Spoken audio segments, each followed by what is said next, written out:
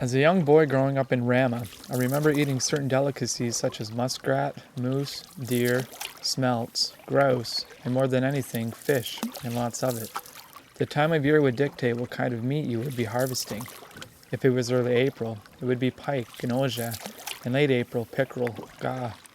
In the fall, you could expect moose, moose, deer, wawashkashi, some grouse, benet, as well as whitefish, tikmag. For centuries, certain species and locations have been used for harvesting by the Anishinaabeg from Rama. For me, this wasn't different.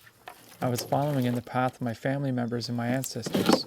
Lake Couchiching, a beautiful lake named by our people and land owned by our reserve, was a place of learning. My earliest memory of harvesting was being taken down to the lakeshore near my mother's house with my grandpa and two older cousins, watching them dip a net into the water, pulling up dozens of smelts. They were tiny but in abundance, and with his outstretched hand filled with smelts, my grandfather said, "Now the work begins." It wasn't until years later I would understand the meaning of his words. As the years passed, my curiosity about the traditional ways of hunting and fishing grew. As I grew older, I was eventually allowed to come out in the boats and on the land to help with setting nets, hunting, spearfishing, and fishing.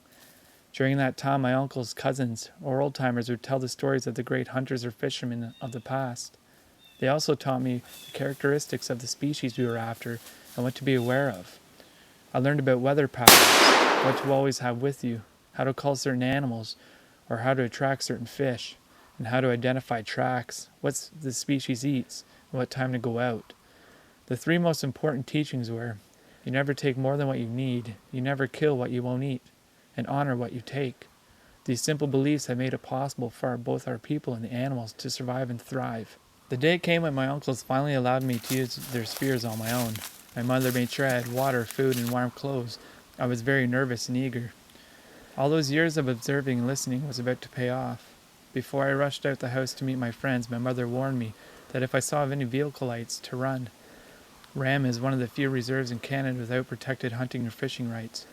Negotiated in bad faith, the Williams Treaty of 1923 omitted these inherent rights. This means we can be persecuted for performing our traditional practices in our traditional territory. I came home that night with 5 pike and a scare from the game warden. I then remembered what my grandpa had said. This is where the work begins. I now had to clean the fish and be up for school in the morning. I gave 4 fish away and kept 1 for our family. This was the Anishinaabe way, always to share. My family was happy. I could provide sustenance if needed, the basis for forming a strong family. I also think of the traditional values of why we honor animals that we hunt.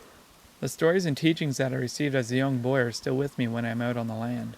I use them when I am hunting and fishing. An Ojibwe elder once challenged me, stating, "If we lose our connection to the land, who are we as a people?"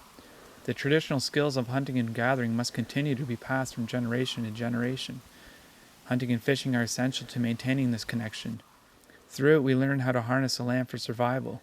We learn about respect, humility, honor, culture, pride, the environment, the weather, and who we are as a people.